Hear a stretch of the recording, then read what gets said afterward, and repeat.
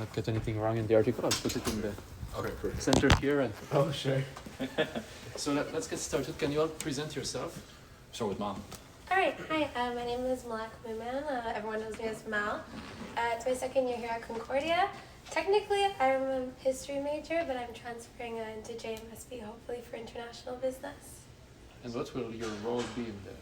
I'm running for CSU Sustainability Coordinator after a few years of being involved in things like the Climate Emergency Committee and other grassroots movements here towards sustainability. Concordia, I believe it's about time. My name is Sebastian Anderson. I'm running for the general coordinator position of the CSU. I'm currently the president of Reggies, and I have taken a part in really repairing Reggies and restoring it back to what I think it should be as a student-owned cooperative on campus this year. And I would really like to see enough effort like we put in there be put into something as important as the CSU. Nice to know. For myself, my name is Paul McCurlick-Tomshishin. I'm running for Student Life Coordinator here on campus. I don't have as much on my resume, so to speak, when it comes to student life, but in general, I've talked to a lot of people and they say that there pretty much is no student life, so I'm trying to look to bolster that and quite a few other things. That's true. Yeah. Put the life back in student life. Yeah, that's it, literally. Yeah. So my name is Ryan Michon. I'm running for the external coordinator for CSU. I'm a delegate and travel director for the Model UN team. I started my own club. I manage the PSA's finances. And other than that, I currently work for a member of parliament. So I really think I have a good amount of skills and experience to really make a difference and bring the investment that Concordia needs in its students. For sure. Thank you, Ryan. Pretty good. So my name is Derek Rodriguez. I'm an international student here, French-Mexican. I'm running for finance coordinator. And I also have a bunch of experience in the Model UN team and various humanitarian clubs such as Concordia Humanitarian Initiative Project. I also am an external for the John Mills International Business Association, as well as I've held a bunch of internships in like administrative and sales roles. So that's why I think I'm qualified to run with this, and I believe that this slate, the reason I'm running is because of the people, and we've worked together before, and we can make great things with the CSU, and that's why I want to be here. Nice to know. Yeah. My name is Oliver Hill. I'm running for the Internal Affairs Coordinator, and prior to this, in my first year, I was the VP Finance at Moot Law and wasn't quite involved in that. And then I sort of stepped away from student life and became involved in some companies that gave me administrative and management roles, and I really got to learn how to communicate with a bunch of people all at once. And I think that unfortunately that's what hasn't been happening with the CSU Internal Affairs Coordinator. The clubs haven't been communicated with, and I think that I'm the man to do that. I see. So that's what the next step to talk about is. Yeah. What's going on with the CSU currently, and what are your goals, and where do you want to take it? I guess I'll start again. I know that, so I'm actually a transfer student. I spent 2 years at McGill before I came to Concordia, and one of the things that really attracted me to this school was the opportunity. The opportunity to be a part of not just, a student in a classroom, but a part of a community.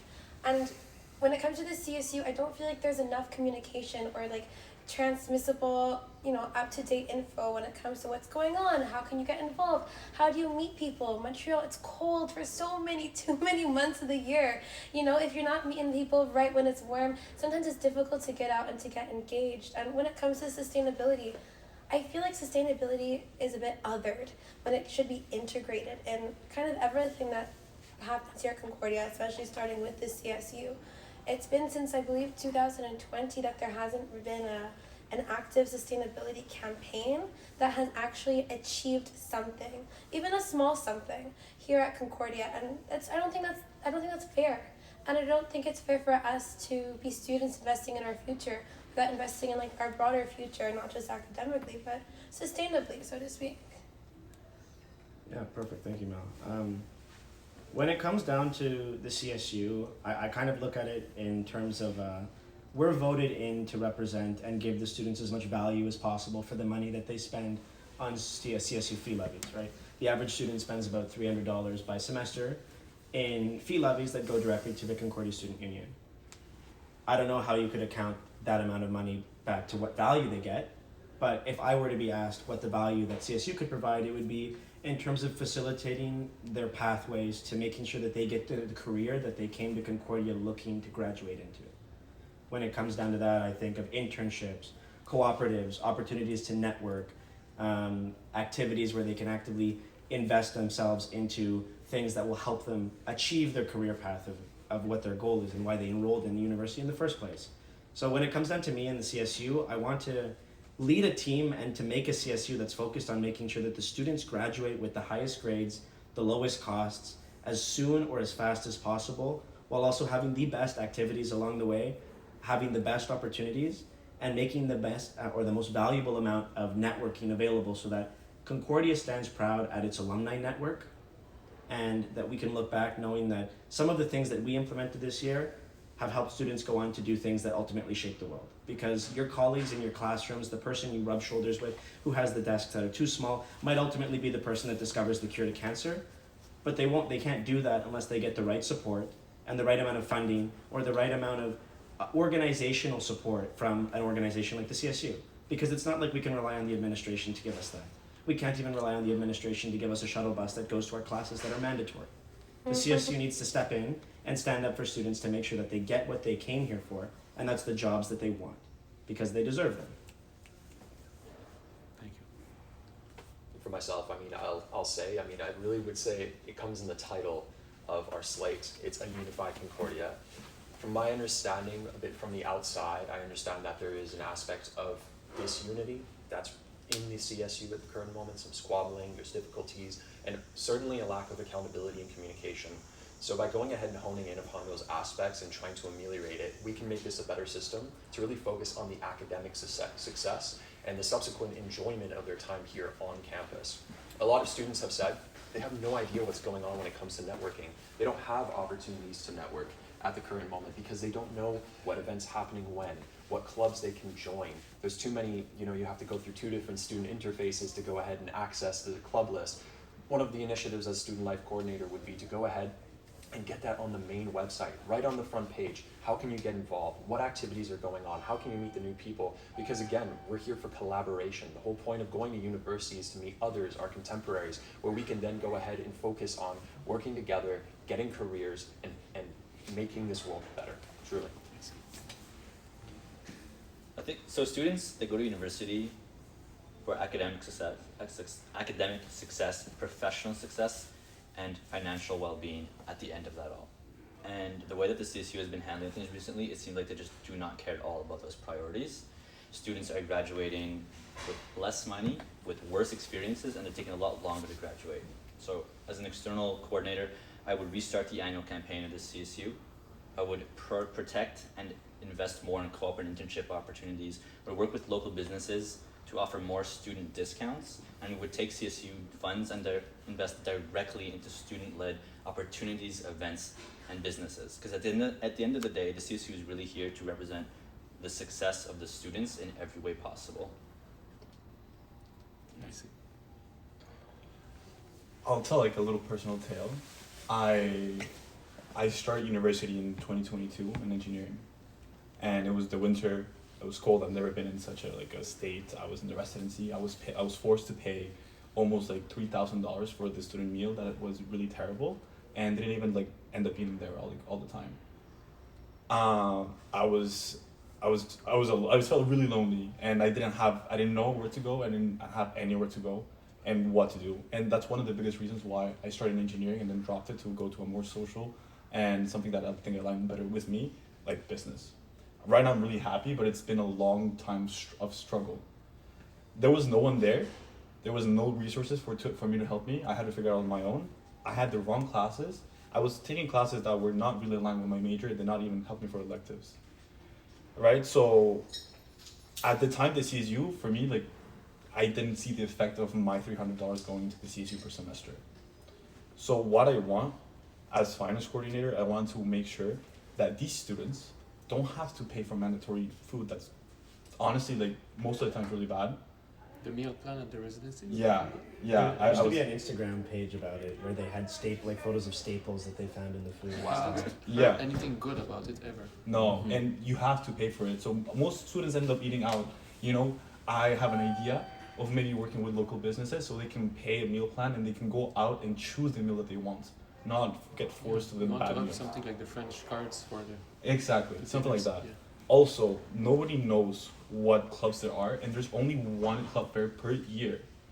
I've been told the universities like York University, they have ongoing tablings going on the whole year, so people can be engaged, right? Not just once a year, because students, they don't really know what's happening at the beginning of the year. They're just getting used to this stuff.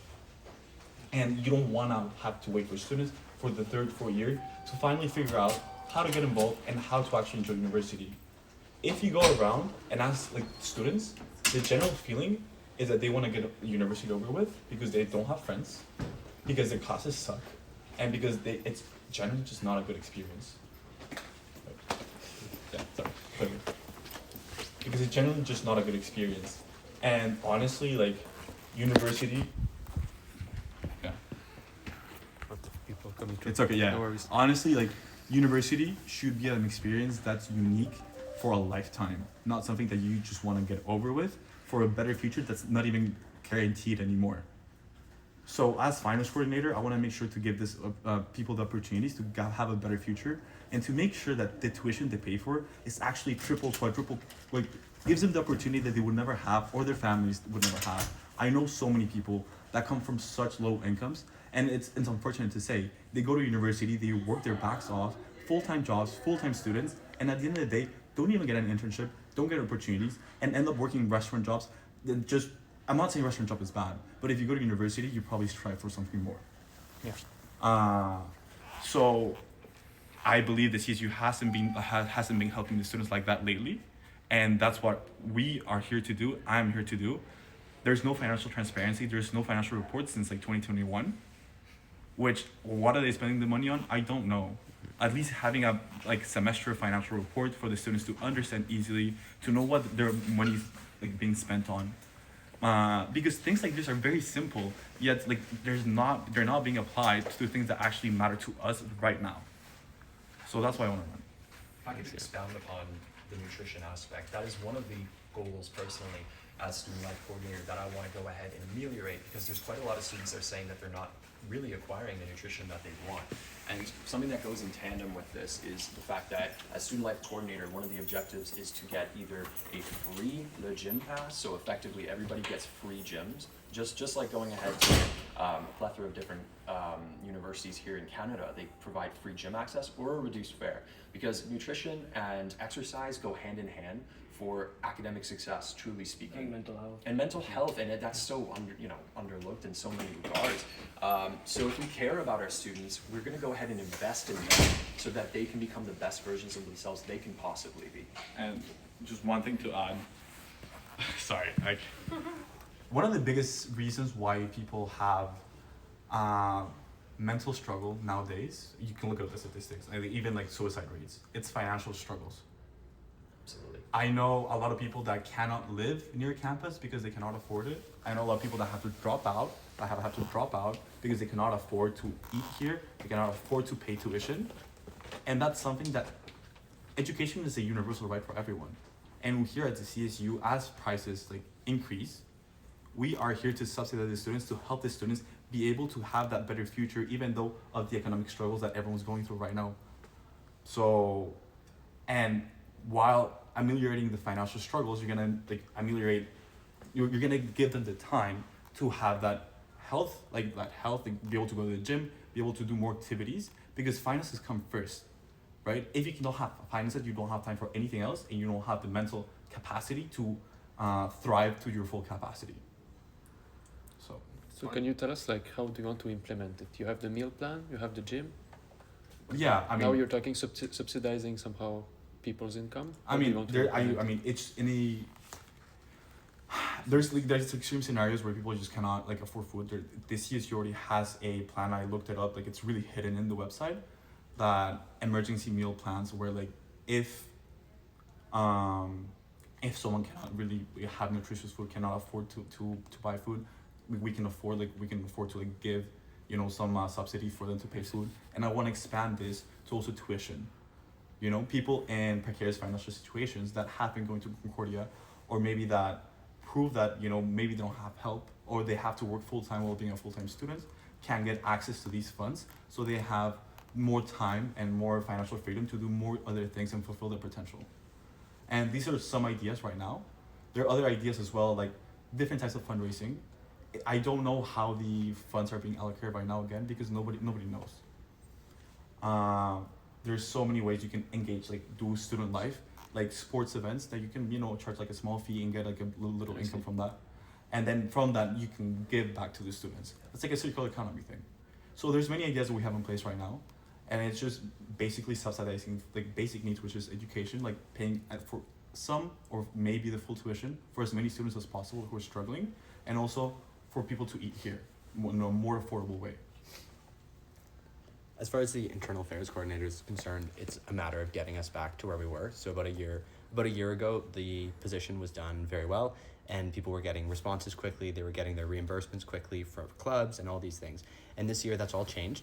And so it would be a matter of simplifying the process, making sure that people are responded to within, days rather than weeks, making sure that people get the information that they need. We want to figure out how to automatically approve clubs that don't need a budget. So if you want to be under the CSU umbrella and you want to get your idea out to students, but you don't need a budget for your club, we want to automatically approve that and make it as easy as possible for you to do that.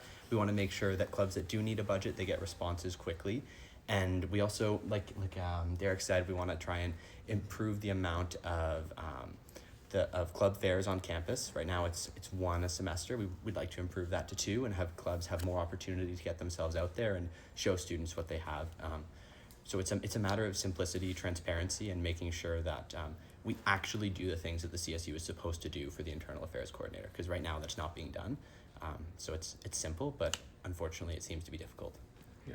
I just wanted to add very quickly, from my part, one of the main things I want to do to address this problem is that right now it feels like on campus it's very divided. People kind of stay in their groups and there's a lot of frustration going on. I think the reason for that is that there's no productive way for people to talk.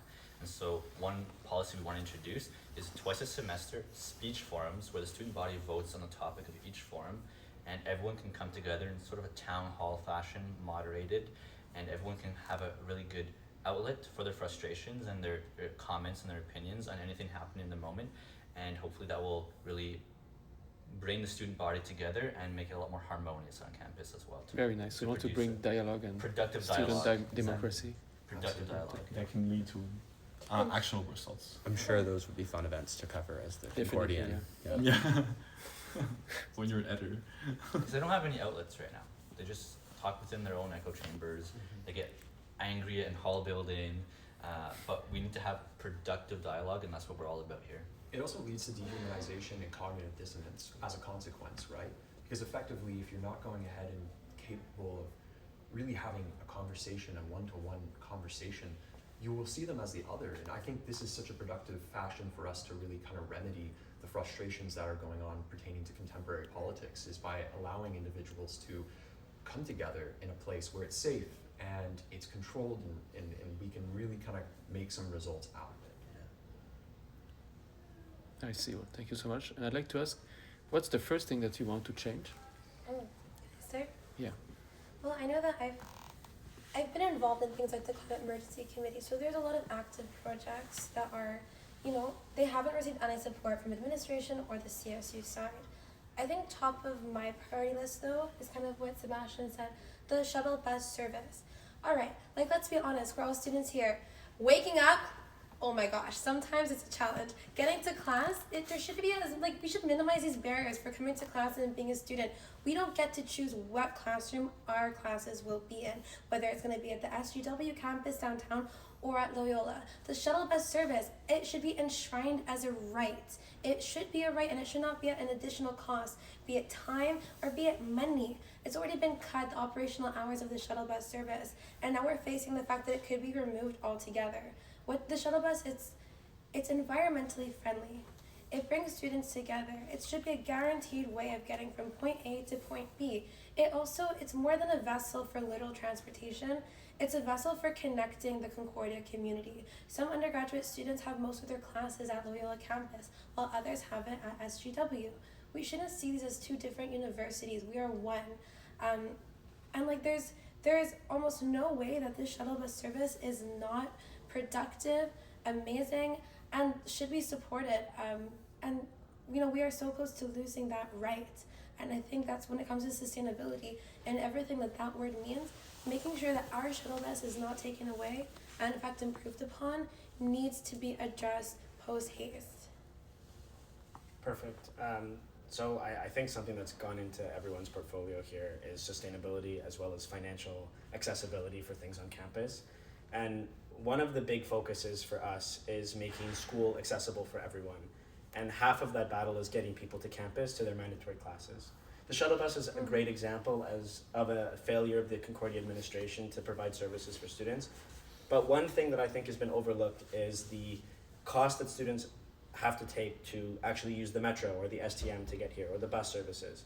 And one thing that I would like to approach as a general coordinator is over the summer, trying to harness collective bargaining power of unifying with other student unions of other universities in the municipality of Montreal to be able to collectively come together and pressure the Society of Transport Montreal, the STM, to be able to provide a lower university fare.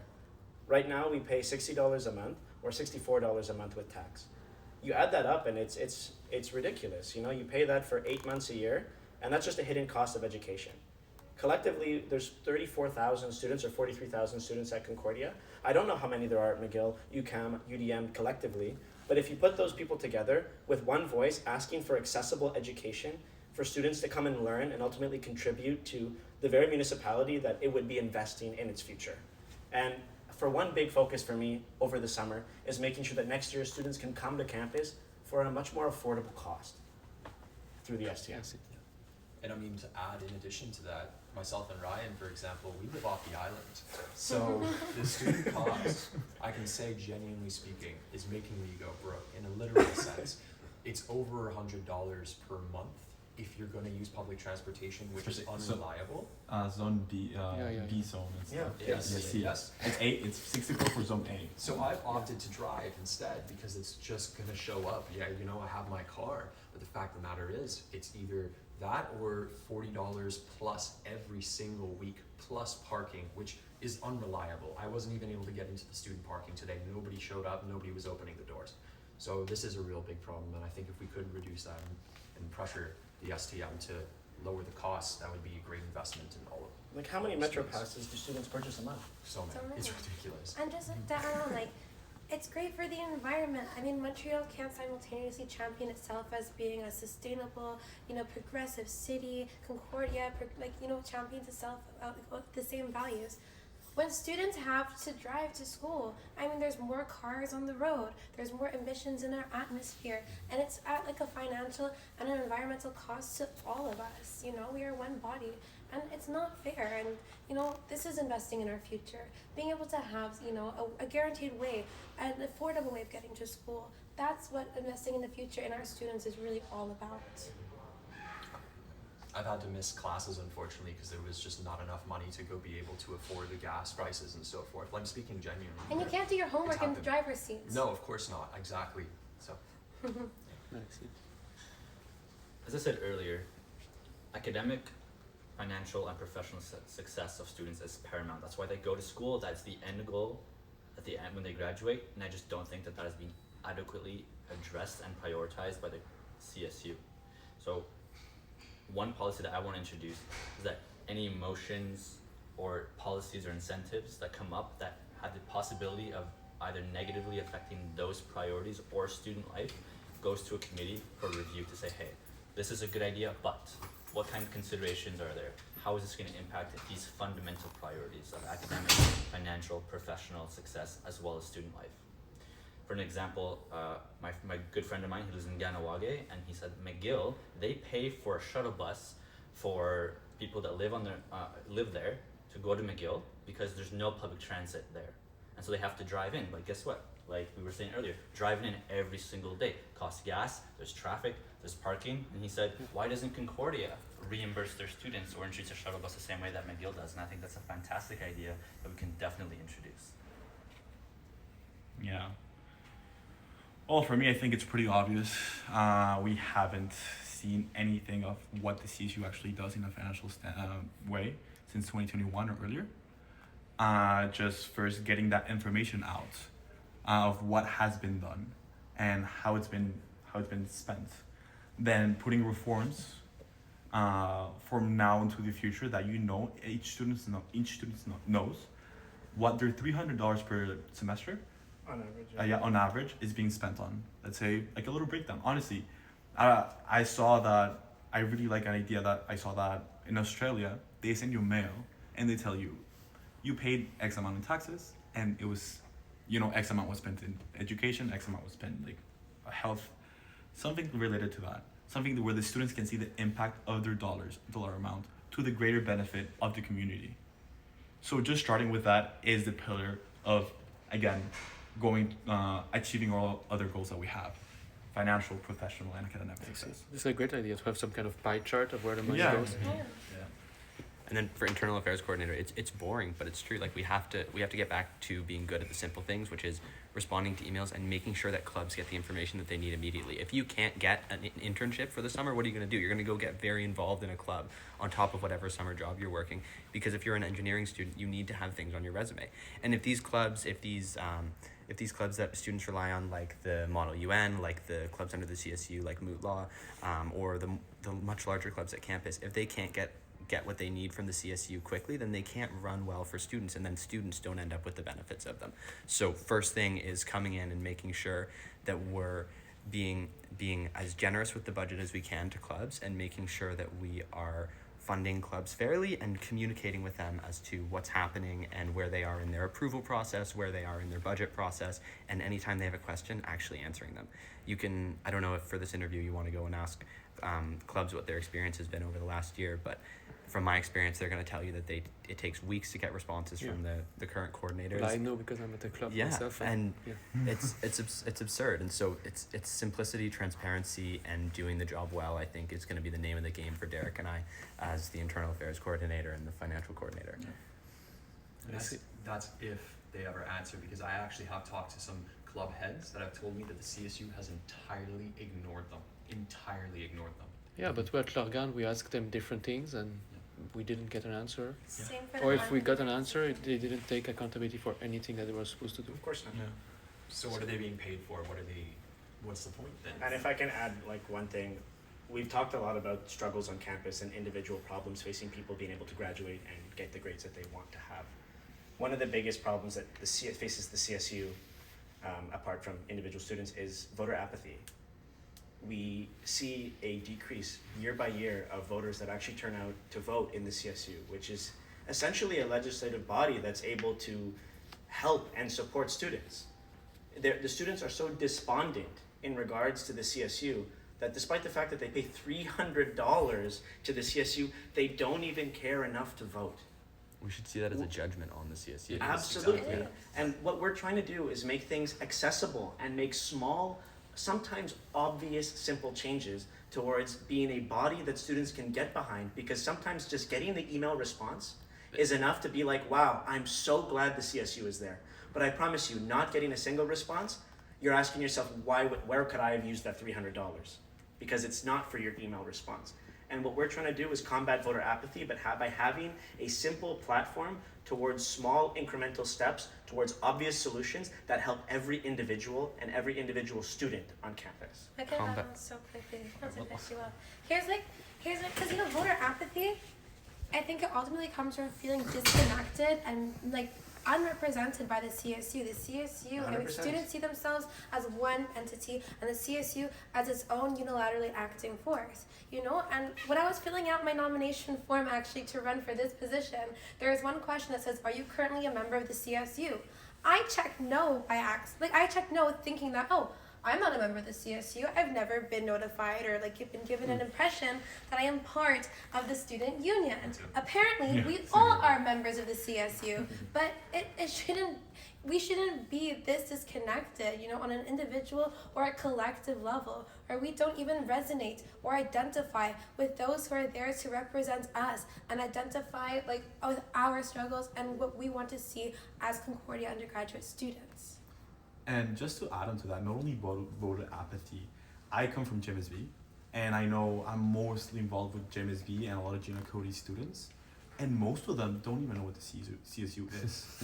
But they still pay the $300, right? It's mandatory, it's compulsory. Yeah, of course. So what does that mean? That they're paying for something that they don't get a return in.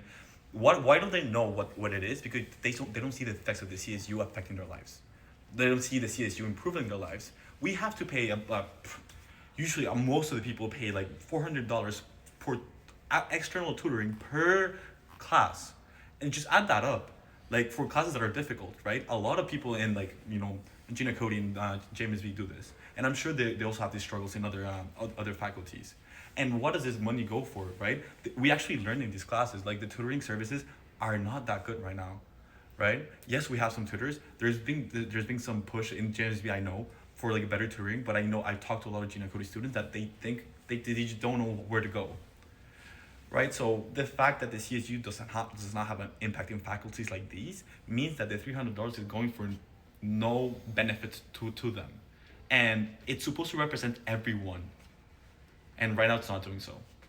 So just something to. And the best way to combat voter apathy is with competency. And so if we do a good job doing the things that are supposed to be simple, then hopefully we can get that up, and hopefully people can choose to be involved in something that's supposed to represent them again, because they see that it's actually doing what it's supposed to do. Absolutely. And like off the record, look at it this way. There are 2 slates running for the CSU. That means if this ragtag band of misfits from different faculties and different backgrounds and countries didn't come together, the CSU is essentially running a platform of themselves, or at least some members that are returning again. And no one even cared enough to try to run. Think about an election that represents an entire student body across 5 faculties that had 8 individuals that were willing to run. Yeah. Nice. Yeah. It's a rhetorical question, Yeah. The question in itself is the answer. The campus is despondent, the students don't care, and I don't blame them. But I'd like to leave the CSU, if we win, being able to blame the student for not caring about the CSU, because I think we're going to do a damn good job if we get elected. And I'd like to ask as a final question, if you had to sum up what the CSU should be in one word, what would it be? Effective. Reliable. Competent. And any other adjective. Representative. Genuine. And sustainable. Transparent. Okay. Just all virtue and essay. Lively. Like 10 words. Just to add on. No, kidding. Yeah. You choose the best one you think. Well, if you don't mind, can I ask you, why did you choose to interview us? Because I met him yesterday, Ryan, and he told me about the project, and he was giving away business cards in class. He loves his business cards. I was like, if you like, we can write an article about what your project is We about. really appreciate you taking the time. We appreciate Yeah, the thank you time. so much.